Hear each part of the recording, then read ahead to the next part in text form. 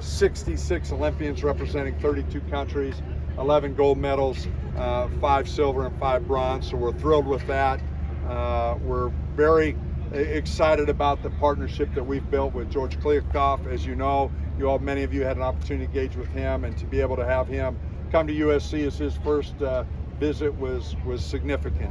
And I'm very pleased to be partnering with him on numerous levels, and to have USC at the front lines with him is a significant piece for us, and we're very, very excited about that.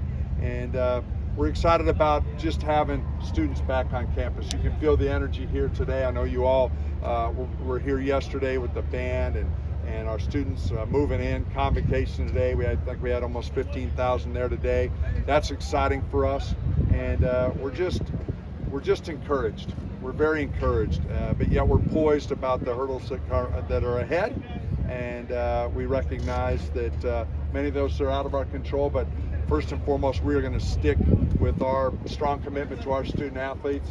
As you know, our vision is to be the most student athlete centered program in the country, and we're going to do everything we can to keep them safe and ensure we do a great job. And I'm thrilled to have Brandon as our football sport administrator who's done so many great things. We're excited and enthusiastic about this upcoming season and the improvements that we've made there, and we're looking forward to a great year. So I'll allow Brandon to provide some opening comments, and we'll take some questions. We'll take some questions. Okay. Outside of COVID, what's been the biggest challenge you guys have faced in your career? Other than COVID, I think that COVID was kind of like that big brown cloud that kind of follows Linus around, right, when you think of that, and it just wouldn't go away. And I think on top of that, it was just trying to do everything we could to address the opening game that we're going to play this year instead of playing Davis and playing San Jose State, and so many different opportunities that came together. But I think that the result of COVID created the biggest frustration for me personally, is not being able to build relationships with people and to be with people and connect. And as you all know, the Zoom world just didn't really provide that. So I think the result of COVID created the challenge of not being able to build relationships with all the people that make an enterprise go.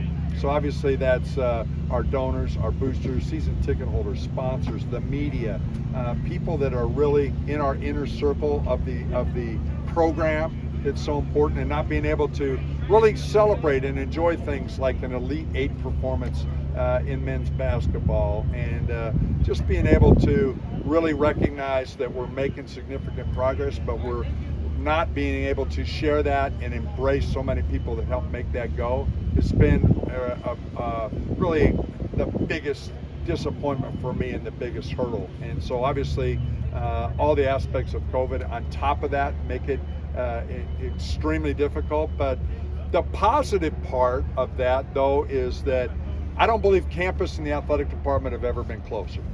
Now, I wasn't here before Associated to be able to judge that and give you actual data, but I can tell you, when we have a president that challenges me and challenges her entire leadership team to come out of COVID stronger, rather than go through a lot of the cutbacks and the setbacks that many of our peers went through, that was inspiring to us, and that was a big challenge. And I believe we did that, and I believe we did come out of this first wave of COVID, if you will, stronger in so many different ways. And I really have to give her a lot of credit for that vision and that ability to help us do that. So it hasn't been all doom and gloom, but the downside of not being able to build relationships and connect with people is extremely frustrating.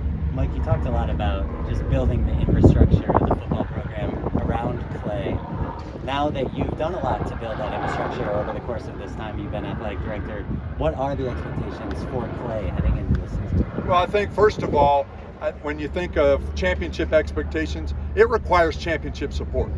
And I believe we've made strides associated with that, and Brandon has been a key part of helping envisioning that along with Clay. So our expectations are what they've always been. We want to be in the Rose Bowl and being a part of that college football playoff. Those are our goals. And you think of where we were before the 19 season. I mean, we were ranked 47, 48, 49, somewhere right in there, and we ended up 28.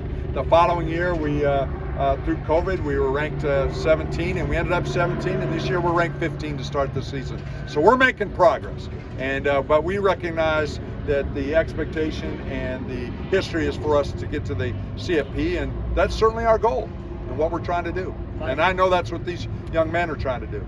Mike, there's always constant chatter and speculation about players' job status. What gives you the confidence you can help you reach those expectations?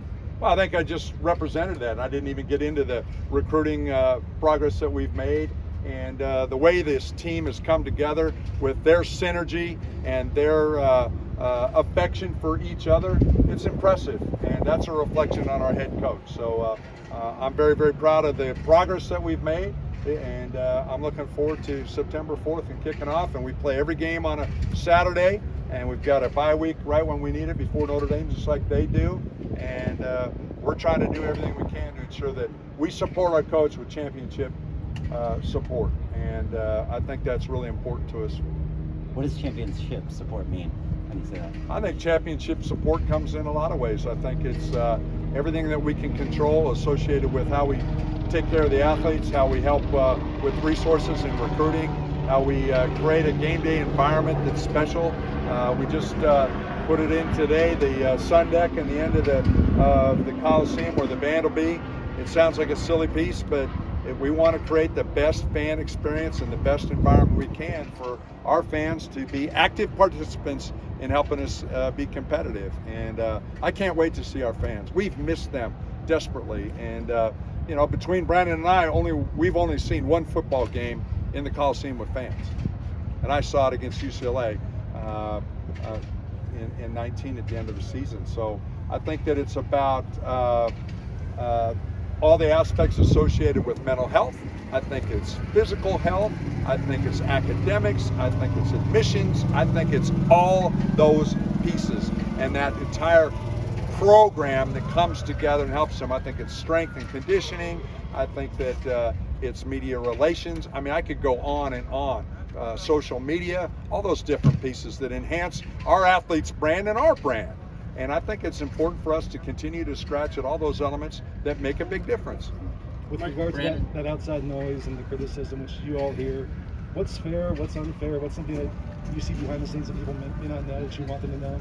Well, obviously, we're committed to winning, and I think that our investments and the things that we've done that we said we'd do, we delivered on, and we're going to continue to do that. So we're going to do everything we can to ensure that we can attract the type of support that can play a significant role in helping us. Brandon, you work close with Clay all the time, and what do you see from inside the program that gives you confidence about where things are going? You know, I think over the last year and a half, we've systematically looked at every aspect of the program, looking for ways that we can enhance it. And I think that as an administrator, my job is really to show up every day and figure out how I can help the program be successful. I literally wake up every day thinking about how I can help those young men in this football program win a championship. And so my job is to really work with him day to day, help make sure that those things are addressed. And as Mike referenced, every aspect of it, from nutrition, we have the best director of player personnel and recruiting in the country in Spencer Harris.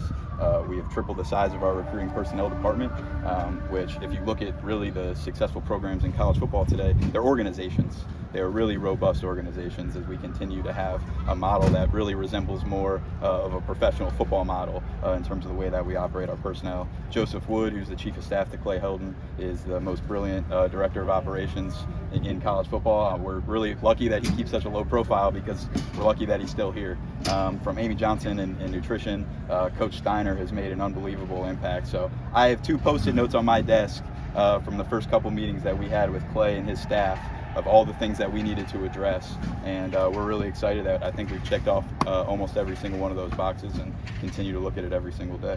We're starting to see the rise in the NFL of female football coaches, and I'm just curious, how much of a priority is it for you guys to kind of create opportunities like that in college football and specifically at USC? Well, we've enjoyed the enhancement of our leadership from females in our department and in our program, and we're going to continue to do that. And I think that we have learned a lot from Lindsay Gottlieb, who obviously was on that side associated with the NBA. So we're going to continue to find ways for women to be leaders in our program, and we're excited about that.